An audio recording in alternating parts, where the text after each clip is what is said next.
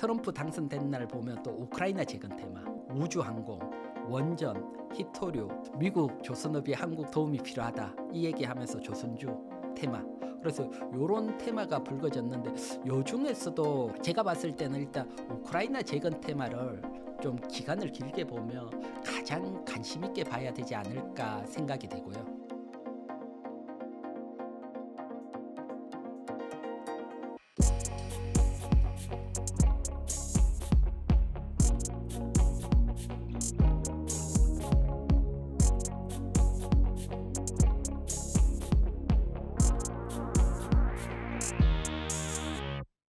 앞서 말씀해 주신 것처럼 지금 한국 주식 시장이 기회가 될 수 있다라고 하셨는데, 그렇다면 지금 사두지 않으면 후회할 만한 주식 뭐가 있을까요? 일단 제가 앞에서 우리 시장이 수급이 워낙 약하다고 설명을 드렸잖아요. 그러면 좀 모멘텀이 있는 쪽에 우리가 관심을 가져야 되거든요. 그래서 그런 모멘텀은 다른 것보다는 어쨌든 중심에는 트럼프가 있거든요.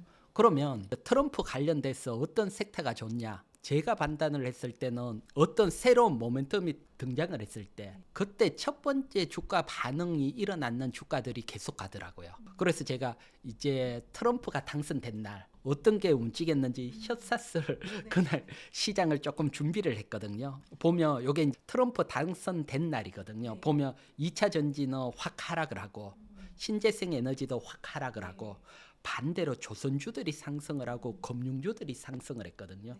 그래서 이런 측면에서 보면 어쨌든 섹터는 조선주나 금융주. 그런데 금융주는 사실 트럼프 일기 때 정말 수혜를 받겠다. 그렇게 봤는데 금융주들이 제일 안 올랐어요. 미국 시장 기준으로 보면. 그래서 이번에도 수혜를 받겠다 들어갔는데 트럼프 일기처럼 안 오를 수도 있고 또 지금은 금리 인하기니까 조금 비켜간다. 그러면 이제 남아있는 게 조선주니까 일단 조선주에 관심을 첫 번째는 가져야 될 걸로 보여지고요. 그리고 또 차트를 보더라도 조선주 차트가 또 유일하게 살아있거든요. 그래서 관심을 가지고 제가 조선주에 대해서 조금 짧게 네. 한번 설명을 드리면 지금 보게 되면 요 두 그래프가 딱 조선주가 왜 좋은지 알려드린데 첫 번째는 보면 신조선가거든요. 쉽게 말해서 배를 만들면 얼마에 파느냐 그 가격을 나타내는 거거든요. 그래서 신조선가가 상승을 했다는 것은 배를 만들면 비싸게 판다.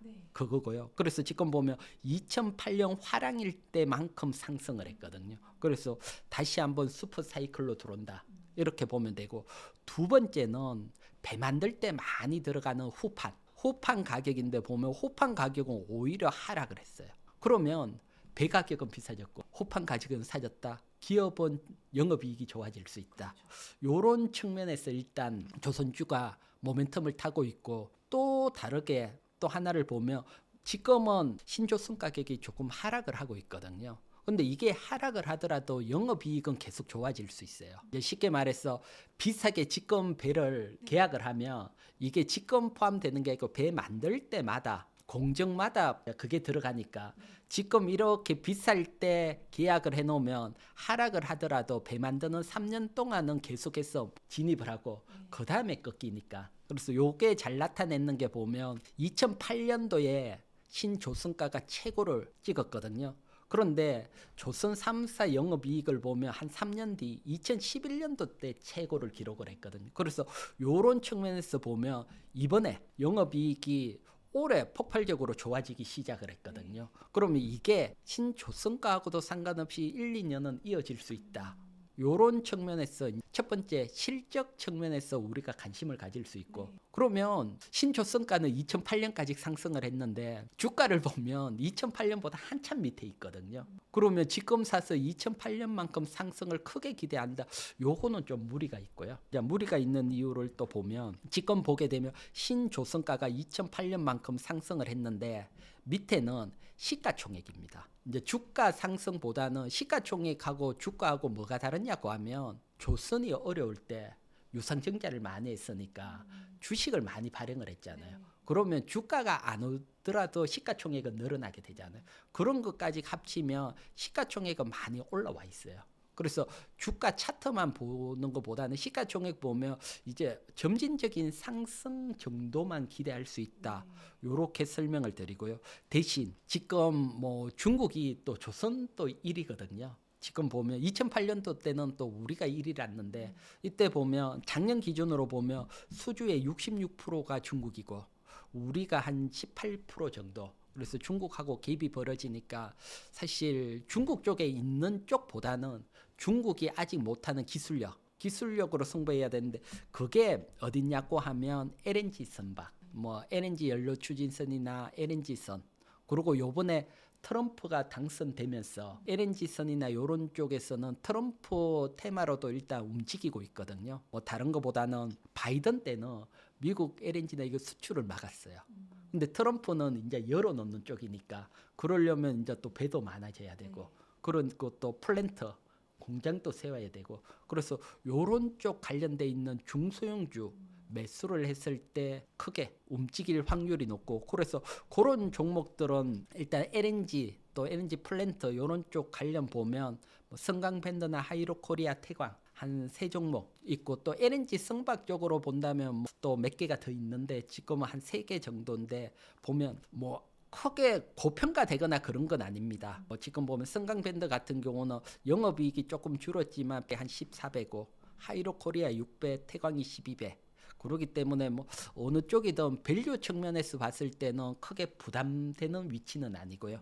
대신 또 주가 측면에서 한번 볼게요. 주가 측면에서 보면 이게 이제 11월 18일 기준으로 준비를 했는데 코스닥 지수는 여기 있고요. 하이로코리아, 태광, 성강밴드 지수 대비 강하게 테마를 또 타고 움직인 측면이 있으니까요. 그래서 가장 강하게 움직인 건 성강밴드니까 또 눌릴 때마다 이런 대형주보다는 지금 우리 시장이 수급이 없어서 대형주를 꺼짓고 상승하기에는 좀 부담스러운 측면이 있고 이때는 또 중소형주 쪽에 물리고 한두 개를 꺼짓고 갈 확률이 있으니까 그래서 요 기업 또 요중에 또 굳이 선택을 해라면 또 성강밴드 요런 쪽에 한번 틈새 조선 중에서도 틈새 쪽에 관심을 가져보시라 설명을 드릴게요.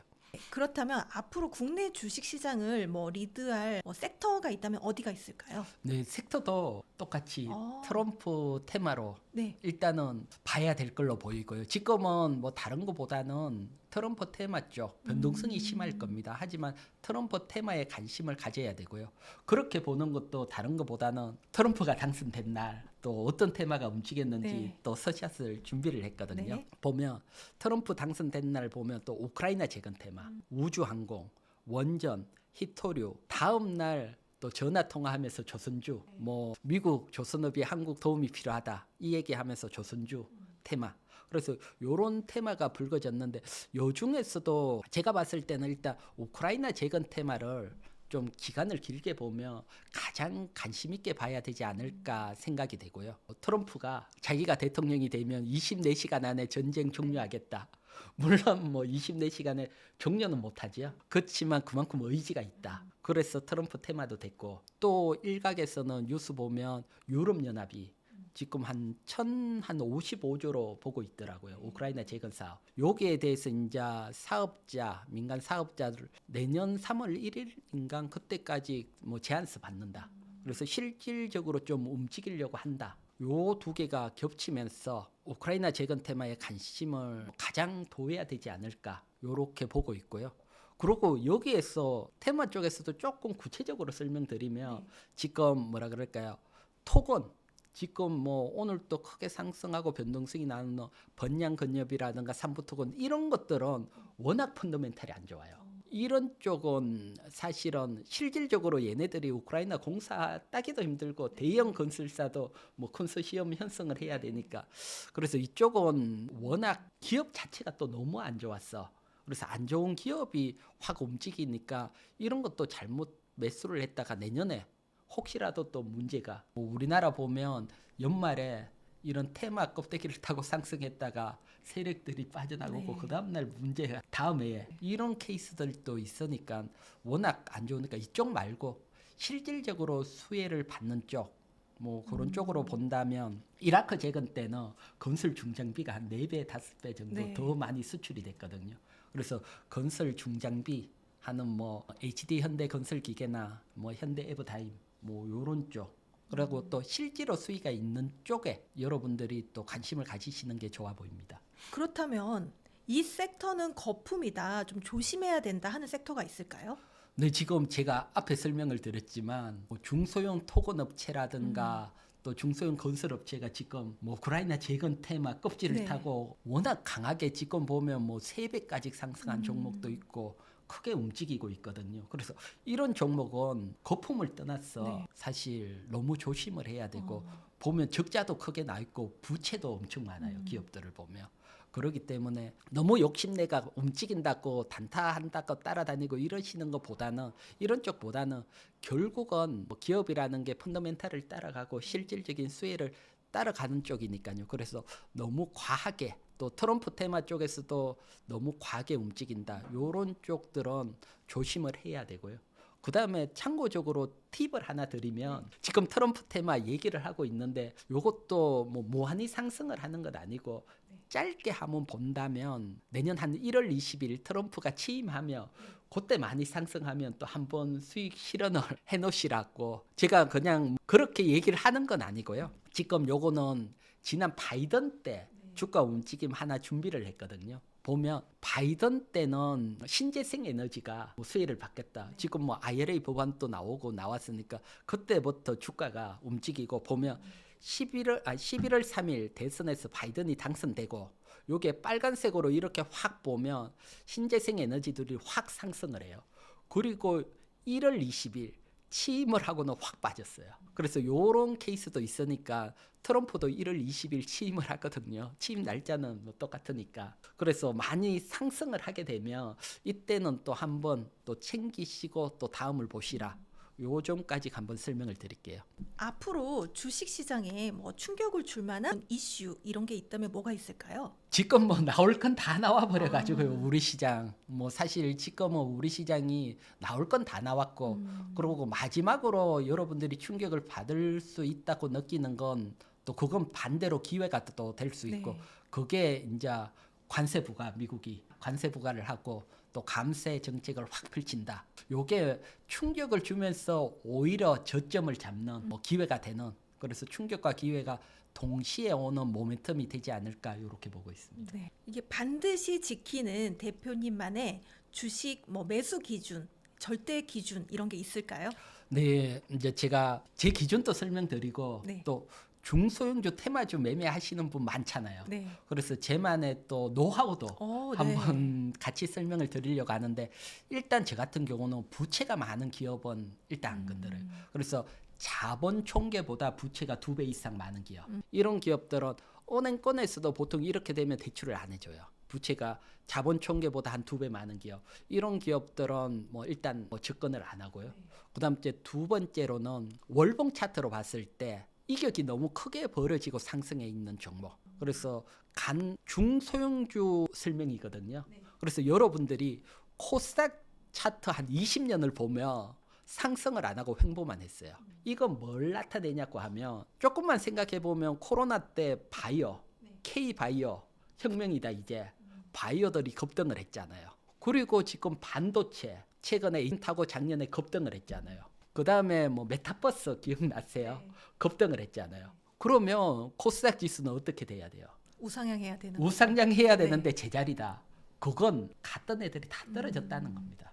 이게 우리나라 사실 현실이고 코스닥 지수가 20년 동안 있어 왔던 일입니다. 따라서 중소형주가 불을 뿜고 과하게 뭐 7배, 8배 갖는 건 건들면 안 돼요. 항상 제자리로 왔어요. 그래서 이런 것들은 꼭 피하시라 설명을 드리고 그다음에 그러면 또 어떤 종목 매수해야 되냐. 그래서 제가 정말 또 크게 움직이는 그런 종목 미리 또 하단에서 월봉 낮은 위치에서 선정하는 방법 한번 설명을 드릴게요. 일단 카프카님이 네. 주식을 기업을 운영을 해서 네. 상장을 시켰어요. 네. 상장을 쫙 시켜놨는데 카프카님이 돈 들여서 장내에서 주식을 사요. 자기 회사. 네. 왜 사? 주가 올리려고요? 그것도 있지만 내가 봤을 때 우리 회사 주가가 너무 싸다고 느낀 거죠. 아, 싸다고 느끼니까 이제 매입을 하는 거죠. 대표고 회사 가장 네. 잘 알 거잖아요. 비싸면 굳이 돈 들여서 살 살 이유는 이유가 없죠. 그래서 그렇게 보면 이렇게 회사 대표나 임원들이 밑에서 실제로 장내 매수해서 뭐 한 20만 주, 30만 주 두세 달 계속 산다. 근데 주가는 월봉 하단에서 기고 있다. 이런 종목들은 사실 희한하게 시간이 지나면 두세 배 계속 올라가더라고요. 그런 측면들이 많거든요. 그래서 뒤에 좋은 뉴스들이 나오더라고요. 그래서 최대 주주 또는 최대 주주 특수 관계인이 주가가 낮은 데서 밑에서 계속 매집을 한다. 그것도 장내 매수로. 그래서 공시를 보면 명확하게 장내 매수 딱 나오고 평균 단가 얼마다 딱 나와요. 공시에. 우리나라는 공시가 워낙 잘 돼 있으니. 그러면 거기 맞춰서 같이 사면 돼요. 최대 주주와. 그 내부자는 내부 정보를 알고 있으니까 미리 저점에서 매수를 하는 거군요. 그까지가 불법이 될 수 있으니까 알 수는 없지만 네네. 기본적으로 보면 뉴스에 어떻게 나오냐 하면 네.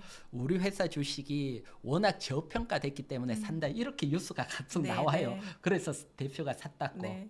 그런데 지나고 나면 또 상승을 하더라고요. 묘하게. 그다음 또 카프카님이 네. 회사를 이제 잘 운영을 해서 나이가 어느 정도 들었어요. 그러면 회사를 물려줘야 되잖아요. 그렇죠. 물려줄 때 주식으로 물려주잖아요. 그러면 언제 물려줘요? 주가가 낮을 때요. 맞죠? 네. 세금이 워낙 크잖아요. 네.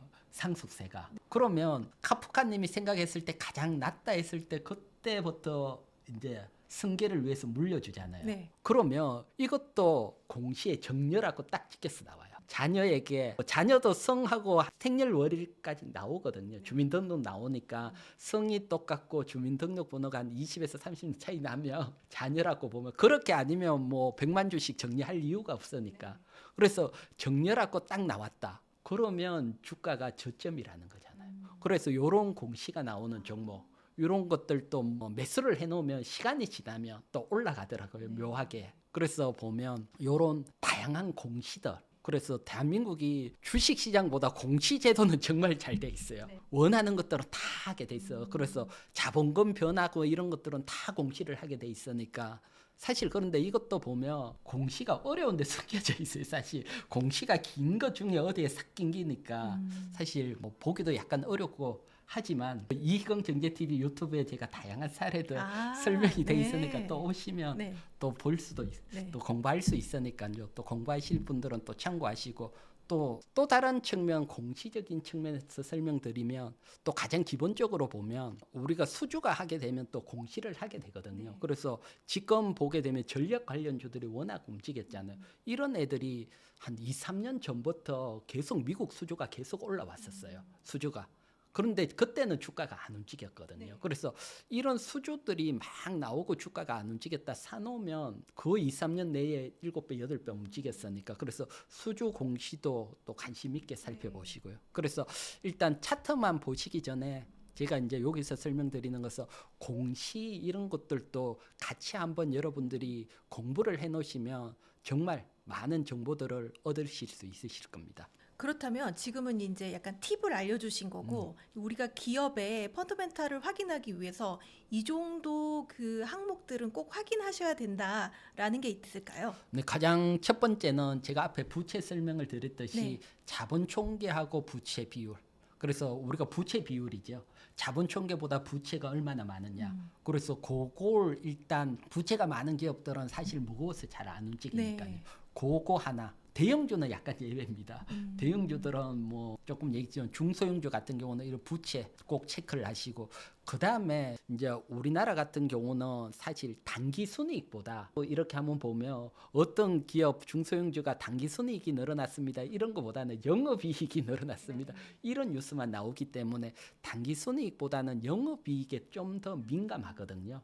그래서 저 같은 경우는 보통 PER 계산을 될 때 시가총액 나누기 1년간 단기 순이익인데 여기에 중소형주는 단기 순이익 대신 영업이익을 넣어서 좀 활용을 하거든요. 영업이익에 워낙 민감하게 움직이니까 그래서 영업이익 증가하는 쪽. 그다음에 증가를 할 때 또 하나 반드시 같이 체크를 해야 될 게 매출액도 같이 증가를 하는 기업. 그래서 매출액이 적고 영업이익 증가 이거는 큰 의미가 없거든요. 사실 기업 입장에서는. 그래서 매출액도 같이 점프를 하고 영업이익도 같이 점프를 하는 기업 요런 기업에 또 관심을 가지고 그래서 요런 것들 꼭 기본적으로 체크를 해야 되니까요. 참고하시면 될 것 같습니다. 혹시 대표님도 비트코인 투자를 하시나요? 투자는 안 하지만 네. 또 관심 있게 지켜는 보고 있고요. 요즘 워낙 하다 보니까 혹시 이 코인의 미래 어떻게 보세요? 일단 코인도 트럼프가 들어오면 일단 좋은 뭐 정책들이 계속 나오다, 완화적인 정책 네. 이런 게 나오기 때문에 트럼프가 취임하고 어느 정도까지건 뭐 상승을 하지 않을까.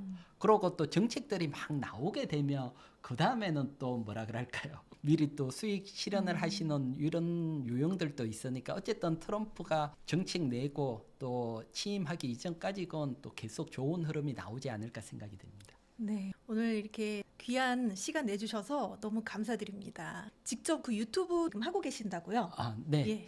이희건 경제TV 유튜브 하고 있고요. 어. 여기에는 주로 국내 주식, 그다음에 제가 앞에 설명드렸던 다양한 공시 사례들, 또 여러분들이 공시 공부하는 방법 등 다양한 것들이 있으니까요. 또 오셔서 참고 한번 해보시기 바랍니다. 네. 마지막으로 그 성공의 진심인 구독자분들께 한 말씀 부탁드립니다. 네, 지금 특히 국내 주식 하시는 분들은 너무너무 어려우실 겁니다. 하지만 지금이 사실은 가장 어려울 때고 내년부터는 충분히 국내 시장 좋아질 수 있거든요. 그래서 지금부터 또 내년 후내년 좋아지는 걸 잘 준비를 하신다면 좋은 결과가 있으니까요. 그래서 너무 또 국내 주식 외면하기보다는 어려울 때 기회니까 지금부터도 한번 국내 주식에 준비를 하시고 또 어려우신 분들은 조금 더 참고 견디시면 충분히 국내 주식 상승이 나올 걸로 보니까요. 또 힘들 내시기 바랍니다. 네, 감사합니다.